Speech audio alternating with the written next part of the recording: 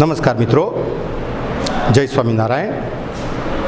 છંદ ભાગ એકમાં તમે એના ઘણા બધા પારિભાષિક શબ્દોથી વિદિત થયા. હજુ આપણે ઘણા બધા શબ્દો, ઘણી બધી વ્યાખ્યાઓ આપણે શીખવાની છે. જ્યાં સુધી તમારી પાસે એના પારિભાષિક શબ્દોની માહિતી, એની વ્યાખ્યા નહીં આવે ત્યાં સુધી મિત્રો તમને ક્યાંક ને ક્યાંક નાની મોટી મુશ્કેલી પડે. એટલે એ મુશ્કેલી ન પડે એટલા માટે આપણે આ શબ્દોથી, આ પારિભાષિક વ્યાખ્યાઓથી આપણે વિદિત થઈએ છીએ. આપણે ગયા લેક્ચરમાં ચરણ સુધી ભણી ગયા હતા કે ચરણ કોને કહેવાય, યતિ કોને કહેવાય, ગણ કોને કહેવાય. આ બધી જ વસ્તુથી તમે મિત્રો વિદિત થયા હતા. હવે જે આખા છંદશાસ્ત્રમાં, પિંગળ શાસ્ત્રમાં જેનો સૌથી મોટો આધાર જે છે છંદનો, એ એના સ્વર અને વ્યંજન છે. તો આપણે હવે સ્વર અને વ્યંજનમાં જઈએ છીએ. સ્વર કોને કહેવાય અને વ્યંજન કોને કહેવાય? સ્વર કોને કહેવાય અને વ્યંજન કોને કહેવાય? સ્વર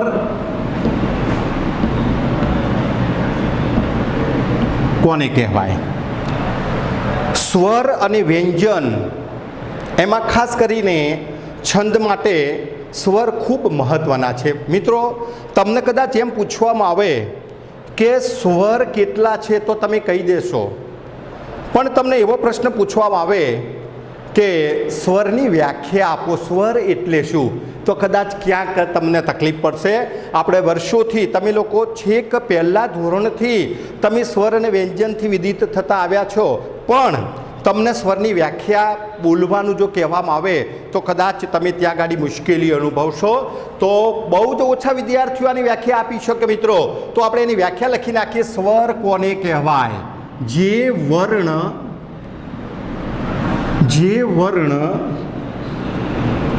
સ્વતંત્ર રીતે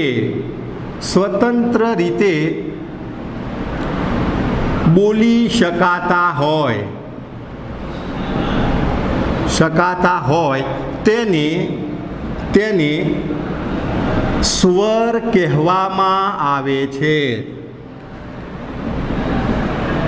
જે વર્ણ સ્વતંત્ર રીતે બોલી શકાય, અથવા તો જે વર્ણના ઉચ્ચારણમાં બીજા કોઈ વર્ણની મદદ લેવી ન પડે તેવા વર્ણને સ્વર કહેવામાં આવે છે.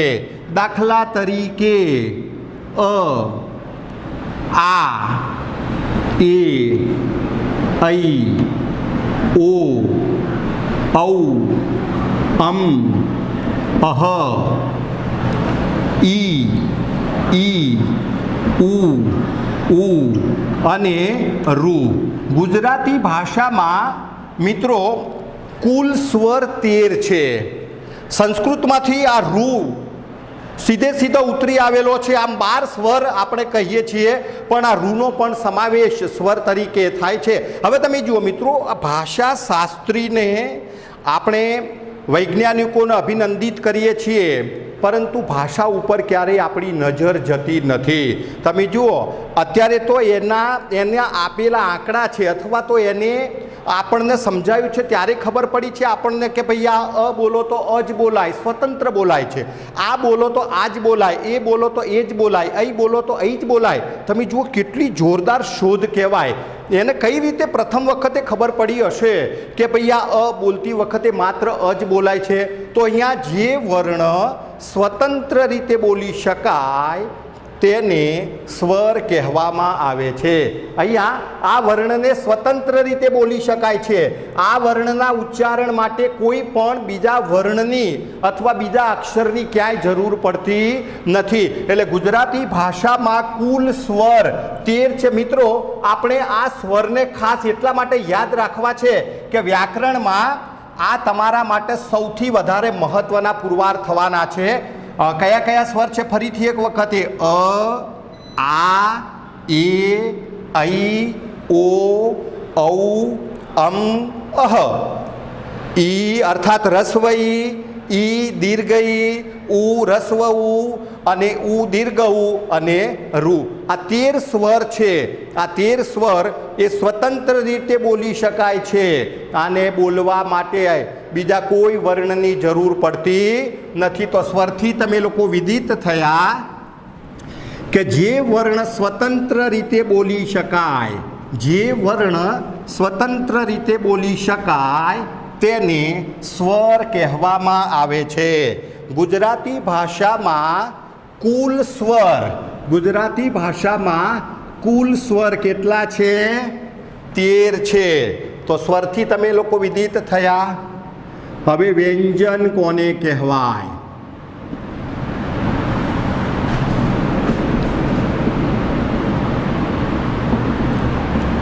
વ્યંજન કોને કહેવાય? વ્યાખ્યા લખી નાખે વ્યંજનની.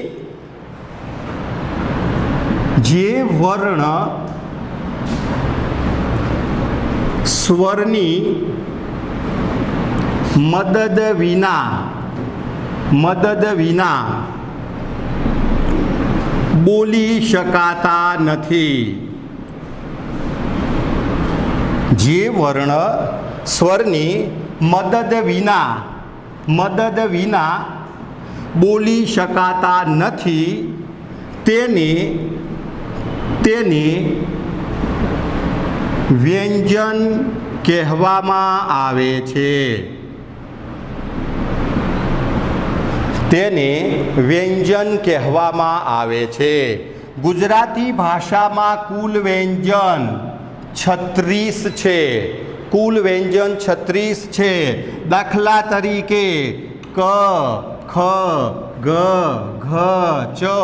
આખો કક્કો જે છે આપણો. હવે તમે મિત્રો જુઓ, ક બોલો તો કોની મદદ લેવી પડે છે? અની મદદ લેવી પડે છે. કા બોલો કોની મદદ લેવી પડે છે? આની મદદ લેવી પડે છે. તો જે વર્ણ સ્વતંત્ર રીતે બોલી શકાતા નથી તેને શું કહેવાય છે? વ્યંજન કહેવાય. અને જે વર્ણ સ્વતંત્ર રીતે બોલી શકાય તેને શું કહેવામાં આવે છે? સ્વર કહેવામાં આવે છે. હવે આ સ્વર અને વ્યંજન ઉપર આપણું આખું છંદશાસ્ત્ર એના ઉપર આધારિત છે.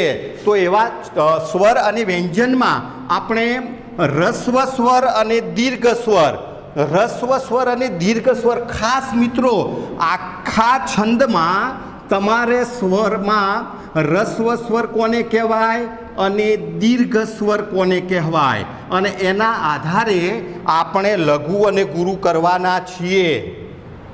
તો રસ્વ સ્વર કોને કહેવાય અને દીર્ઘ સ્વર કોને કહેવાય? તમને ઘણા બધા અક્ષરોને, ઘણા બધા શબ્દોને, ઘણા બધા અનુસ્વારોને મિત્રો તમારે અનુભવવા પડશે. તો અહીંયા તમે જુઓ, રસ્વ સ્વર, રસ્વ સ્વર કોને કહેવાય? રસ્વ સ્વર કોને કહેવાય? તો રસ્વ એટલે નાનું, લઘુ. આપણે રસ્વ સ્વર, કુલ સ્વર કેટલા છે? 13 છે. એમાંથી 2 ભાગ પડશે. કેટલાક રસ્વ સ્વરો બનશે અને કેટલાક દીર્ઘ સ્વરો બનશે. તો રસ્વ સ્વર કોને કહેવાય? તો જે સ્વરના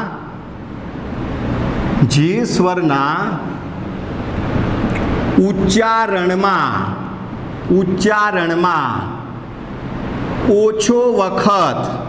ઓછો વખત લેવાતો હોય તેને રસ્વ સ્વર કહેવામાં આવે છે. આપણે અહીંયા બોલતી વખતે જે સ્વરના ઉચ્ચારણમાં ઓછો વખત લેવાતો હોય એવા જે સ્વર હોય એને રસ્વ સ્વર કહેવાય, લઘુ સ્વર કહેવાય અથવા એને નાનો સ્વર કહેવામાં આવે છે. તો કયા કયા રસ્વ સ્વરો છે મિત્રો? દાખલા તરીકે અ, એના પછી ઈ, રસ્વ ઉ અને રૂ. આ 4 સ્વર છે એ રસ્વ સ્વર છે.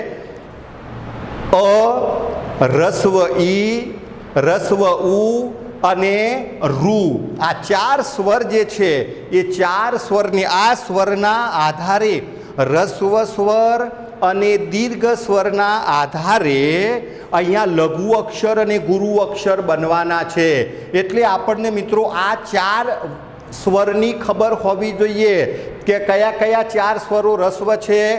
તો અ, ઈ, ઉ અને રૂ, આ ચાર સ્વર જે છે એ ચાર સ્વર મિત્રો રસ્વ છે. હવે રસ્વ સ્વર પછી દીર્ઘ સ્વર. મિત્રો આખા છંદમાં સૌથી વધારે મહત્વની જો બાબત કોઈ હોય તો મને લાગે છે કે એ રસ્વ અને દીર્ઘ સ્વરો છે. તો અહીંયા આપણે રસ્વ સ્વરોથી વિદિત થયા. હવે દીર્ઘ સ્વર કોને કહેવાય? દીર્ઘ સ્વર કોને કહેવાય?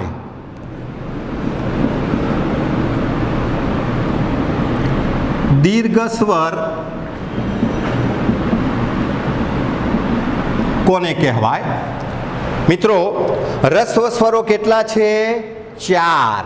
રસ્વ સ્વર કોને કહેવાય? તો જે સ્વરના ઉચ્ચારણમાં ઓછો વખત આપણી સ્વર પેટી, તમારી મારી આપણી સર્વની સર્વ પેટી બોલતી વખતે ઓછો વખત લેતી હોય ત્યારે એને કેવો સ્વર કહેવાય છે? રસ્વ સ્વર કહેવાય. દીર્ઘ સ્વર, તો એની વ્યાખ્યા લખો. દીર્ઘ સ્વર કોને કહીશું? તો જે સ્વરના ઉચ્ચારણમાં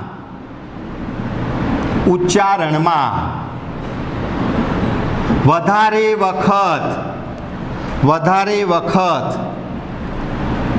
લેવાતો હોય તેને દીર્ઘ સ્વર, ગુરુ સ્વર કે મોટો સ્વર કહેવામાં આવે છે. જે સ્વરના ઉચ્ચારણમાં વધારે વખત લેવાતો હોય તેને દીર્ઘ સ્વર કહેવામાં આવે છે. દાખલા તરીકે આ, એ, ઐ, ઓ, ઔ, અમ, અહ, ઈ અને ઉ. 9 સ્વર જે છે એ 9 સ્વર કેવા છે મિત્રો? દીર્ઘ સ્વર છે. હવે 9 અને 4 13નો સરવાળો મિત્રો તમને મળી ગયો કે જે સ્વરના ઉચ્ચારણમાં ઓછો વખત થાય તે રસ્વ સ્વર. રસ્વ સ્વર કયા કયા છે? તો અ, ઈ, ઉ અને રૂ, 4 સ્વર. તેના પછી દીર્ઘ સ્વર, તો જે સ્વરના ઉચ્ચારણમાં વધારે વખત લેવાતો હોય તેને દીર્ઘ સ્વર કહેવાય. દીર્ઘ સ્વર કેટલા છે? 9 છે. કયા કયા? આ, એ, ઐ, ઓ, ઔ, અમ, અહ, દીર્ઘ ઈ અને દીર્ઘ ઉ. તો અહીંયા તમારી પાસે મિત્રો મહત્વની માહિતી જેને કહીએ આપણે, મહત્વની માહિતી જે રસ્વ સ્વર અને દીર્ઘ સ્વર એ તમારી પાસે આવી ગયું. હવે જુઓ મિત્રો કે રસ્વ સ્વર અને દીર્ઘ સ્વરના આધારે આપણે લઘુ અક્ષર કોને કહેવાય અને ગુરુ અક્ષર કોને કહેવાય એનાથી વિદિત થવાનું છે. પણ તમને પહેલાં રસ્વ સ્વર અને દીર્ઘ સ્વરની સમજ તમારી પાસે હોવી જરૂરી છે. અને જો એ માહિતી તમારી પાસે હોય તો મને લાગે છે કે તમને લઘુ અક્ષર અને ગુરુ અક્ષરને શોધવામાં કંઈ પણ પ્રકારની તકલીફ પડે નહીં. તો આપણે હવે જઈએ છીએ લઘુ અક્ષર કોને કહેવાય. અક્ષર કોને કહેવાય? મિત્રો ખૂબ મહત્વનું છે, કારણ કે અક્ષર મેળ છંદમાં અને માત્રા મેળ છંદમાં લઘુ અક્ષર અને ગુરુ અક્ષરને જો ઓળખતા આવડી જાય તો મને લાગે છે કે તમને કંઈ પણ પ્રકારની તકલીફ પડે નહીં. તો એની વ્યાખ્યા લખી નાખીએ. લઘુ અક્ષર કોને કહેવાય? તો જે વર્ણમાં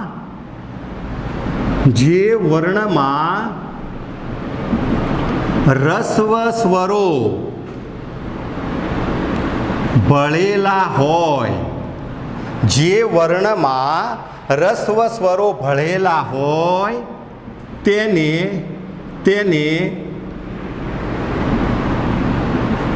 લઘુ અક્ષર કહેવામાં આવે છે.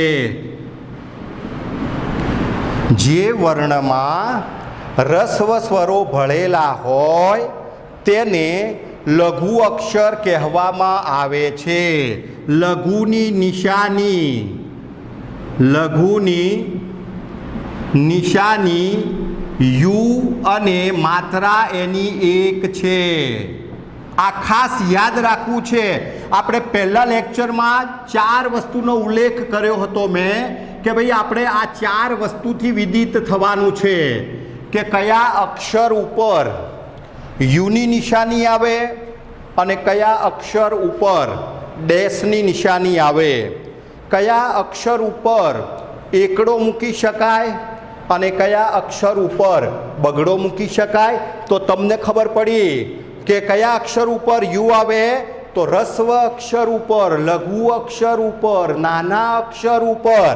અહીંયા એના ઉપર લઘુની નિશાની અને એની માત્રા હોય તો માત્રા કેટલી આવે? 1 આવે. તો વ્યાખ્યાથી વિદિત થયા કે જે વર્ણમાં રસ્વ સ્વરો ભળેલા હોય તેને લઘુ અક્ષર કહેવામાં આવે છે.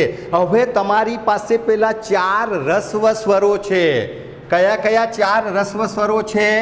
એક પહેલો અ, પછી ઈ, ઉ અને રૂ. હવે તમે જુઓ ક વત્તા અ બરાબર ક, આવા તમામ પ્રકારના અક્ષરો કેવા કહેવાય? લઘુ કહેવાય. એના ઉપર નિશાની કરવાની હોય તો શું કરી શકાય? યુ કરી શકાય. એના ઉપર માત્રા મૂકવાની હોય તો કેટલી માત્રા મૂકી શકાય? 1 માત્રા મુકાય. આવા તમામ પ્રકારના અક્ષરો ક વત્તા ઈ બરાબર કી, આવા તમામ પ્રકારના અક્ષરો કેવા કહેવાય? લઘુ. ક વત્તા ઉ કુ અને ક વત્તા રૂ બરાબર ક્રુ. હવે મિત્રો તમારી પાસે સ્પષ્ટ થઈ ગયું છે કે કયા અક્ષર ઉપર લઘુની માત્રા આવે અને કયા અક્ષર ઉપર ગુરુની માત્રા આવે. તમે જોયું આની અંદર આ કની અંદર અ ભળેલો છે. અ કયો સ્વર છે? રસ્વ સ્વર છે. રસ્વ સ્વર જેમાં ભળે કયો અક્ષર બને? લઘુ અક્ષર બને. લઘુની નિશાની શું બને? યુ બને. હવે તમે જુઓ આવા તમામ પ્રકારના અક્ષરો હોય એ પણ કેવા બને? લઘુ બને. અને આવા તમામ પ્રકારના અક્ષરો પણ કેવા બને? લઘુ બને. હવે મિત્રો તમે જુઓ આની અંદર પણ રસ્વ સ્વર ભળેલો છે. હવે સ્વરને તમારે શોધવો હોય કે કયો સ્વર ભળેલો છે તો એના ધ્વનિ સ્પષ્ટ કરો એટલે તમને ખબર પડી જાય. તો તમે જુઓ આ ક્રના ધ્વનિ સ્પષ્ટ કરીએ. ક વત્તા ર વત્તા અ બરાબર ક્ર. તો અહીંયા કયો સ્વર આવ્યો? અ. તો અ એ કયો સ્વર છે? રસ્વ સ્વર છે. તો આ કયો અક્ષર બન્યો? રસ્વ અક્ષર અથવા લઘુ અક્ષર અથવા નાનો અક્ષર બન્યો. અહીંયા તમે જુઓ ર વત્તા ક વત્તા અ બરાબર શું બન્યું? ક્ર બન્યું. તો અહીંયા આમાં કયો સ્વર ભળેલો છે? અ. તો અ કયો સ્વર છે?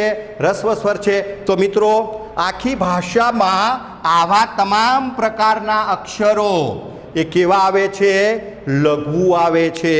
એના ઉપર નિશાની કરવાની હોય તો શાની નિશાની થાય છે? લઘુની નિશાની થાય છે. અને એની માત્રા મૂકવાની હોય તો શાની માત્રા મૂકવી પડે છે? 1 માત્રા મૂકવી પડે છે. મિત્રો તમે લઘુ અક્ષર કોને કહેવાય એનાથી વિદિત થયા. તમને એ વસ્તુની ખબર પડી કે કયા અક્ષર ઉપર યુની નિશાની આવે અને કયા અક્ષર ઉપર ડેશની નિશાની આવવાની છે. એ તમને હવે તમે શીખવા જઈ રહ્યા છો. પણ કયા અક્ષર ઉપર યુ આવે અને કયા અક્ષર ઉપર એકડો આવે અર્થાત 1 માત્રા આવે એનાથી તમે વિદિત થયા. લઘુ અક્ષર પછી ગુરુ અક્ષર કોને કહેવાય?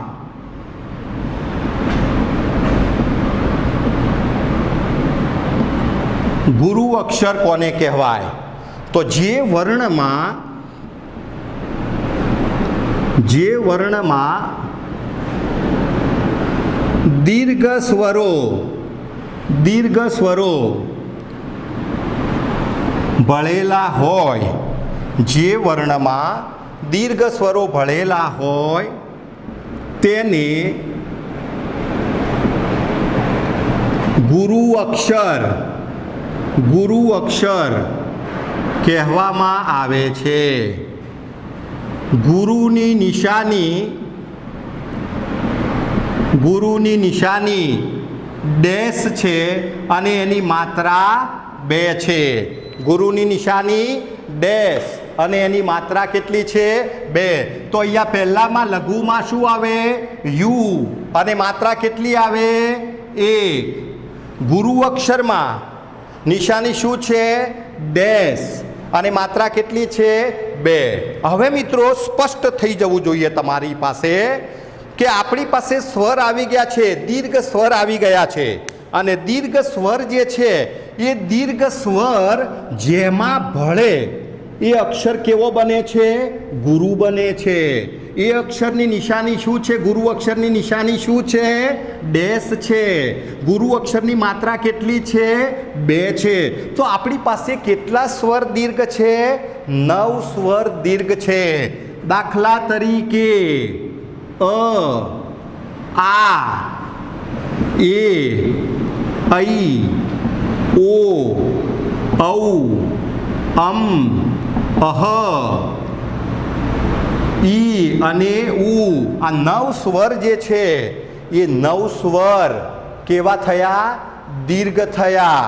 અને આ સ્વરો જેના અંદર જે વર્ણમાં ભળેલા હોય એ બધા અક્ષરો કેવા બને? ગુરુ બને. અને ગુરુની નિશાની શું છે? ડેશ અને એની માત્રા કેટલી છે? 2 છે. તો કયા અક્ષરો ગુરુ બને? દાખલા તરીકે ક વત્તા આ બરાબર કા, ક વત્તા એ બરાબર કે, ક વત્તા ઐ બરાબર કઈ, ક વત્તા ઓ બરાબર કો, ક વત્તા ઔ બરાબર કૌ, ક વત્તા અમ બરાબર કમ, ક વત્તા અહ બરાબર કહ, ક વત્તા ઈ બરાબર કી અને ક વત્તા ઉ બરાબર કુ. તમે જોયું મિત્રો આપણી પાસે કેટલા સ્વર દીર્ઘ છે? 9 સ્વર. તો ભાષામાં આવતા આવા તમામ પ્રકારના અક્ષરો કેવા બને? ગુરુ બને. એના ઉપર નિશાની કરવાની હોય તો શું કરાય? ડેશ કરાય. એની માત્રા મૂકવાની હોય તો કેટલી મુકાય? 2 મુકાય. આવા તમામ પ્રકારના અક્ષરો એના ઉપર ગુરુની નિશાની અને માત્રા 2. આવા તમામ પ્રકારના અક્ષરો ગુરુ બને અને એની માત્રા 2 બને. મિત્રો તમને લઘુ અક્ષર કોને કહેવાય? લઘુની નિશાની શું આવે છે? એની માત્રા કેટલી થાય છે એનો ખ્યાલ આવ્યો. તમને ગુરુ અક્ષર કોને કહેવાય? ગુરુ અક્ષર કઈ રીતે બને? ગુરુની નિશાની શું છે અને ગુરુની માત્રા કેટલી છે? એટલાથી તમે લોકો વિદિત બન્યા. હવે તમારી પાસે જેને કહીએ કે છંદનું જે પાયાનું લઘુ અક્ષર અને ગુરુ અક્ષરને ઓળખવાનું પાયાનું જે જ્ઞાન હતું એ પાયાનું જ્ઞાન તમારી પાસે મિત્રો આવી ગયું છે. અને તમે લોકો વિદિત થયા કે લઘુ અક્ષર કોને કહેવાય? લઘુની નિશાની શું છે? ગુરુ અક્ષર કોને કહેવાય? ગુરુની નિશાની શું છે? લઘુ અક્ષરની માત્રા કેટલી છે અને ગુરુ અક્ષરની માત્રા કેટલી છે? એનાથી તમે વિદિત થયા. હવે તમે જુઓ છૂટ કોને કહેવાય?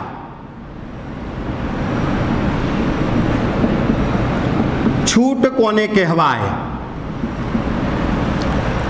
તો વ્યાખ્યા આપણે લખીએ, લઘુ અક્ષરને ગુરુ ગણવામાં આવે કે ગુરુ અક્ષરને લઘુ ગણવામાં આવે તેને છૂટ કહેવામાં આવે છે. તમે લઘુ અક્ષરથી વિદિત થયા, ગુરુ અક્ષરથી વિદિત થયા. લઘુ અક્ષર કોને કહેવાય એનો ખ્યાલ તમને આવ્યો, ગુરુ અક્ષર કોને કહેવાય એની સમજ તમે કેળવી.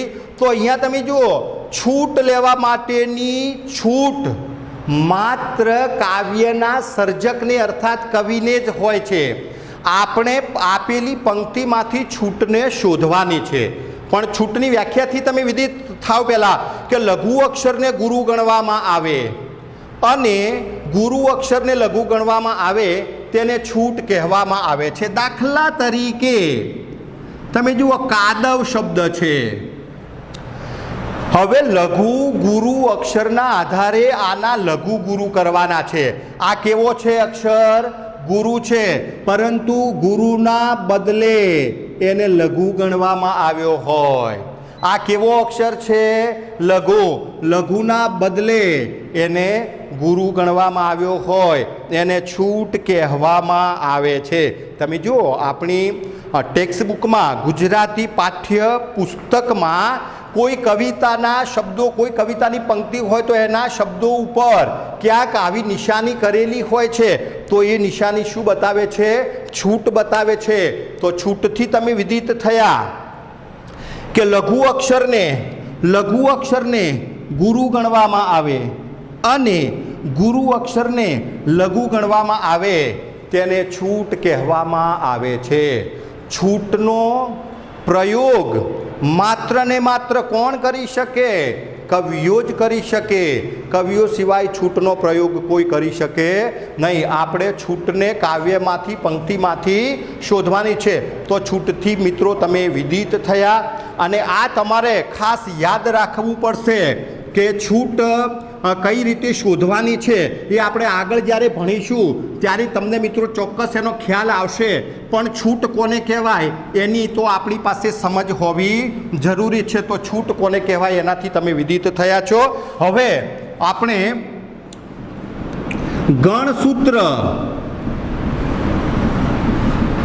ગણસૂત્ર કોને કહેવાય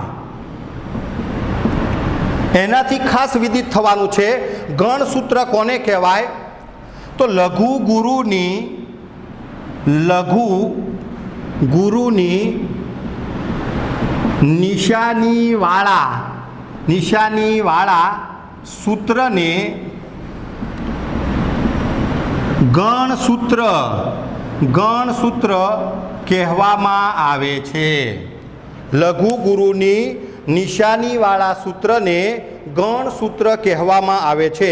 મિત્રો, છંદમાં જેમ તમે ગણિત ભણો છો, ભૂમિતિ ભણો છો, તો એમાં તમારી પાસે સૂત્રો હોય તો જ તમે દાખલાના જવાબો સાચા કરી શકો. એમ અહીંયા છંદ માટેનું પણ આ સૂત્ર છે અને એ સૂત્ર જો આપણને આવડતું હોય તો જ લઘુ ગુરુ આપણે કરી શકીએ. અને એ સૂત્રને મિત્રો ખાસ યાદ રાખવું છે. 8 ગણનું બનેલું. ય, મા, તા, રા, જ, ભા, ન, સ, લ, ગા. લઘુ ગુરુ ગુરુ ગુરુ, લઘુ ગુરુ લઘુ લઘુ લઘુ ગુરુ. આ નિશાનીવાળું સૂત્ર જે છે આને ફરજિયાત તમારે છંદ માટે આને ફરજિયાત ગોખવું પડે અને આના આધારે જ આની અંદર યમન સભલગા, જસ જસ યલગા, મસ જસ તતગા, બધા જ સૂત્રો જે છે એ બધા જ સૂત્રો આની અંદર સમાવેશ થયેલો છે. એટલે આ સૂત્ર ય આવી નિશાની આવે, ય માતા તો ય ગણ આવે, મા તારા, તો મ ગણ આવે, મા તારા, તો મ ગણ આવે, તારાજ, તારાજ, તો ત ગણ આવે, રાજભા,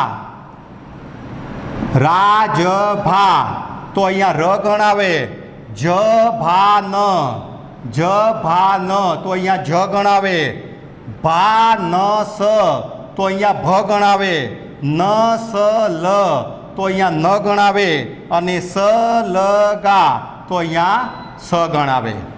આ આપણને ફરજિયાત મિત્રો આવડવું જોઈએ.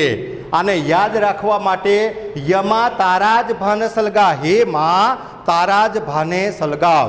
તો અહીંયા આની અંદર યમન સભલગા, જસ જસ યલગા, મરભન યય, નસ મર સલગા, તમામ પ્રકારના સૂત્રો આ બંધારણની અંદર અર્થાત આ ગણની અંદર તમામ પ્રકારના બંધારણ સમાવેશ થયેલો છે. તો આપણે આટલે મને લાગે છે કે ગાડીને આપણે અટકાવીએ છીએ અને નેક્સ્ટ લેક્ચરમાં જ્યારે મળીએ છીએ ત્યારે આપણે લઘુગુરુ કરવા માટેના નિયમો અને આનું પુનરાવર્તન કરી અને છંદને ભાગ 3માં આપણે વિશેષ જ્ઞાન પ્રાપ્ત કરીશું. Thank you very much.